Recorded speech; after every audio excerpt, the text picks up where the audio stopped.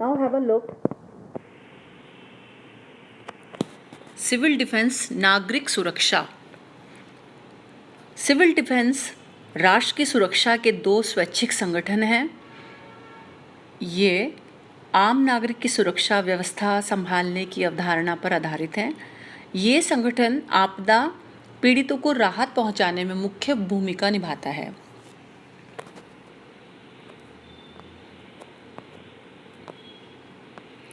It consists of three major measures.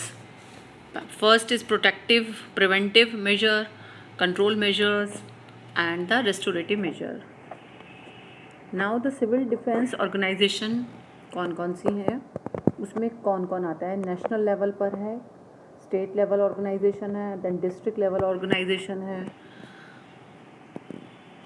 Civil defence services and duties क्या है? Mainly उनको 12 services दी गई हैं।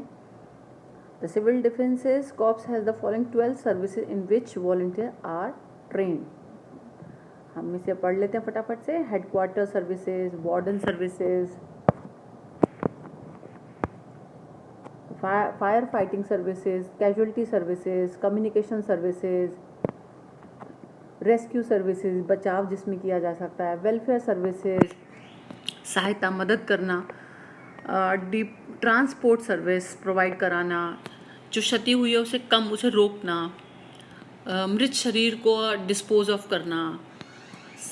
इसके बाद सप्लाई सर्विसेज, जो बेसिक एमिनिटीज़ होती हैं, फूड है, वाटर है, क्लोथिंग है, उसको प्रोवाइड कराना।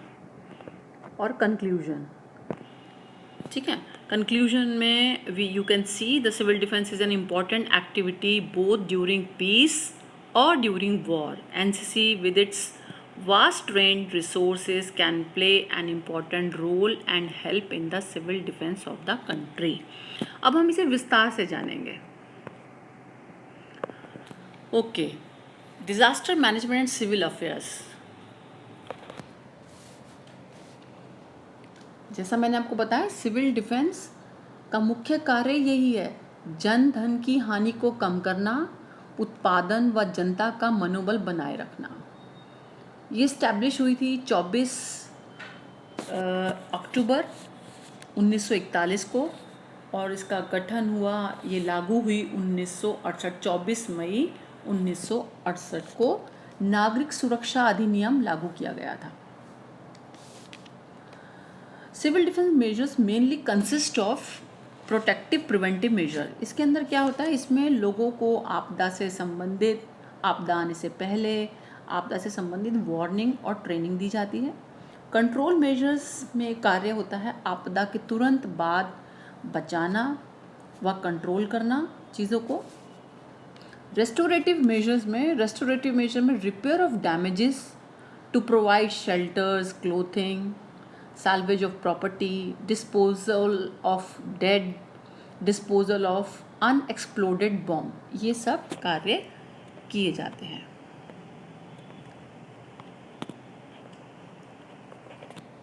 Civil defence it is comprises of home guards, NCC and the fire fighting units. ये आपको ध्यान रखना है।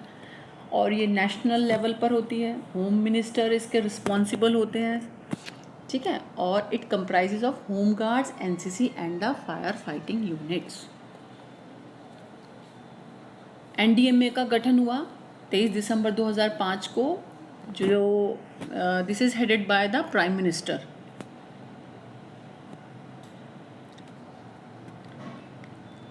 Next is NEC, national executive committee. Union home secretary as a chairperson होते हैं, and the secretaries of various ministries, also the member of NEC. NDMA का गठन हुआ, जिसको मैंने बताया था prime minister, it is headed by prime minister. Now you can C state SDMA है स्टेट लेवल पर, देन डिस्ट्रिक्ट लेवल पर। स्टेट लेवल पर चीफ मिनिस्टर इसके अध्यक्ष होते हैं। और DDMA authority headed by the district collector or a deputy commissioner. Now you can see how they all work together. just see, have a look. Government of India, Prime Minister, high level cabinet committee, then NDMA, states and state governments, SDMA and DDMA, इनके साथ मिलकर यहाँ देखिए cabinet committees on management of natural calamities, ये इनका role होता है। Planning commission होता है, नेशनल क्राइसिस मैनेजमेंट कमेटी होती है, MHA है, आर्म फोर्सेस जुड़ जाते हैं, state disaster response force, SDRF और NDRF दोनों ही अपना रोल अदा करते हैं यहाँ पर। Scientific and technical institutions. इसके बाद देखिए cabinet committees on security, national institute of disaster NDMA आपको बताया था मैंने, फिर है NDM रिसोर्स सेंटर है, national disaster mitigation resource centre. Next one is NDRF, police, fire services and corporate sectors all work together in a one unit. Now they have a duties. 12 सेवाओं का गठन किया गया है। इसको देखते हैं।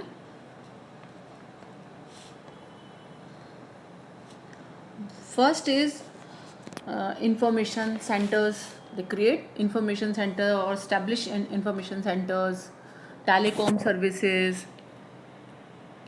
इसके बाद आप देखिए reestablishment of road and rail, road और रेल की सुविधाओं को भी की व्यवस्था कराना, रिलीफ कैंप लगाना, इवैक्यूएशन एंड रेस्क्यू, बचाव और उनको बाहर निकालना।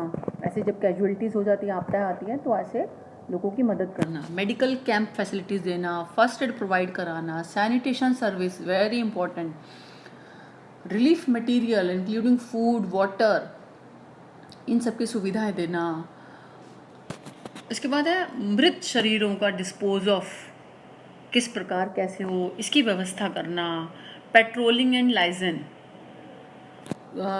घूमकर और लोगों से संपर्क जोड़कर उनको उन आपदाओं से, उस मुसीबत से इवैक्यूएट करना, बाहर निकालना।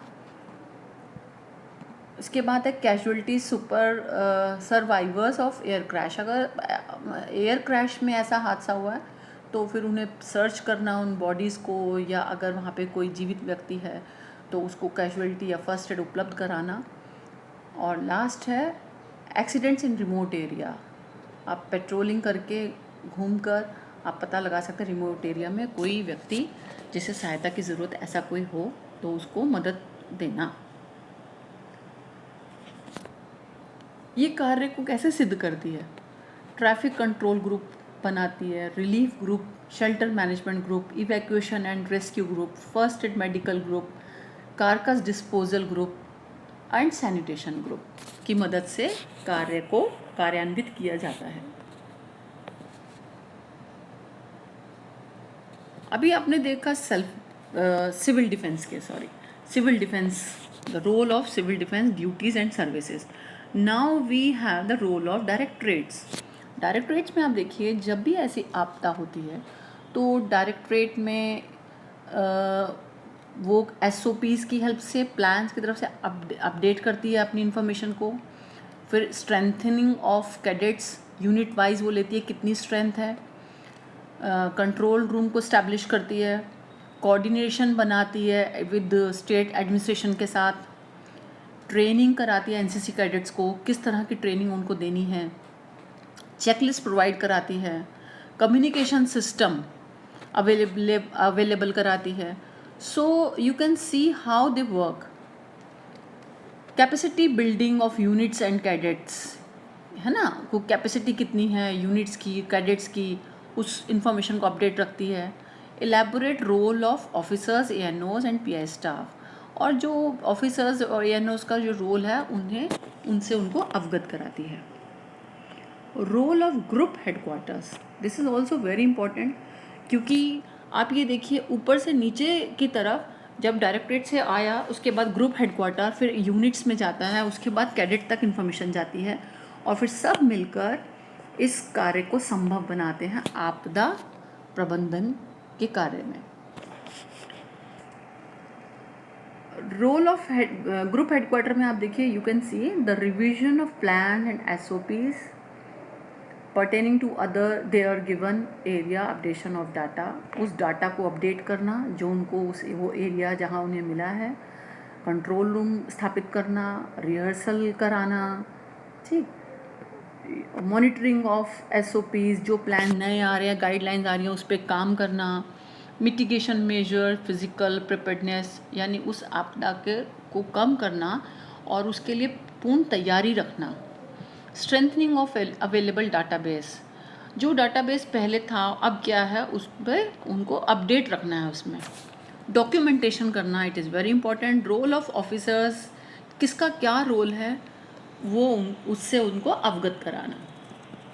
Role of NCC units, you can have a look, revision and monitoring of SOPs plan, जो काम उन्होंने किया है या जो उनको मॉनिटरिंग के लिए मिल रहा है। SOPs होती है बेटा स्टैंडर्ड ऑपरेटिंग प्रोसीजर, उन प्लान्स को मद्देनज़र रखते हुए उस पर काम करना।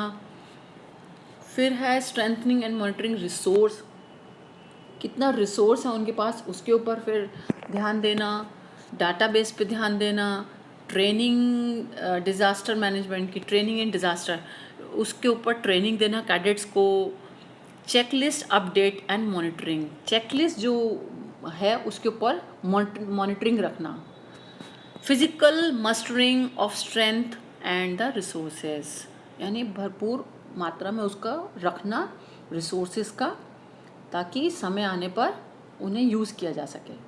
Elaborate role of unit commander and PI staff, commanders unit commanders हैं उनका रोल क्या है, PI स्टाफ का क्या है, कैडेट का क्या होगा, ये सब गाइडलाइंस तैयार रखना।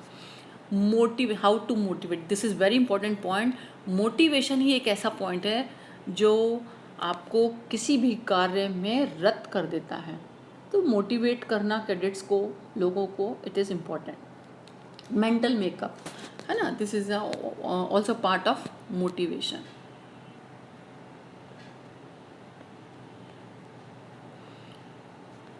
Now you can see assistance by NCC, वो कैसे सहयोग ले सकते हैं NCC का ड्यूरिंग कैलेमिटीज़, आपदा आने पर NCC कैसे सहयोग कर सकती है। तो देखिए आप, carry out disaster rescue and emergency relief readily with outmost speed, जैसे उसको सूचना मिलती है वो इमरजेंसी केसेस में रेस्क्यू करती है, लोगों के बचाव के लिए जितनी जल्दी हो सके उसकी तैयारी करती है। ADG DDG जो होते हैं वो डिसीजन मेकर होते हैं और वो फिर कमांडर से बात करते हैं, कमांडर अपने यूनिट से बात करते हैं, DDM अथॉरिटी से बात करते हैं, तो सब मिलकर इस आपदा से लड़ते हैं। मेथड क्या होता है, क्या विधियां होती हैं। Method of providing NCC assistance on receiving requisition, requisition होता है उनकी, जो उनका लेटर आया है, उनकी रिक्वेस्ट आती है, उस हिसाब से उनके साथ तालमेल बिठाकर कमांडर्स, यूनिट जो ग्रुप कमांडर्स होते हैं वो उसको फॉलोअप करते हैं इन एक्शंस को। Muster adequate number of SD JD cadets along with the ANOs and PI staff, तो पूरा अपडेट कर लेते हैं कितने कैडेट्स हैं, कितना ANO PI स्टाफ है, and organize various action groups and then they make several groups। Proper briefing होती है उनकी, एलोकेट एंड हैंड ओवर, फिर काम ब्रीफिंग होने के बाद काम को एलोकेट किया जाता है, उस काम को करने के बाद फिर हैंड ओवर किया जाता है, जो आपकी अथॉरिटीज़ हैं, फर्दर अथॉरिटीज़, उनको हैंड ओवर किया जाता है। Role of NCC in disaster management, NCC क्या कर सकती है, क्या रोल रहता है, कैडेट्स क्या कर सकते हैं, या ANO PI स्टाफ कैसे मदद कर सकते हैं इसमें। देखिए, ट्रैफिक कंट्रोल में आप कैडेट्स को लगा सकते हैं, इमरजेंसी सर्विसेज उपलब्ध करा सकते हैं, कम्युनिकेशन हैंडलिंग देख सकते हैं, distribution of necessary item, food, water, clothing, उसमें हम ड्यूटी एलोकेट कर सकते हैं। First aid, awareness, shelter management, sanitation, evacuation and rescue में भी हम ड्यूटी अलॉट कर सकते हैं। ये है आपका लोगो, नागरिक सुरक्षा सिविल डिफेंस, भारत इंडिया सर्वभूत हिते रतः। इस देखिए इसमें भी यही कह रहा है, सभी भूत माने प्राणियों में, लोगों के हित में रत जो है वो है सिविल डिफेंस। जय हिंद, धन्यवाद।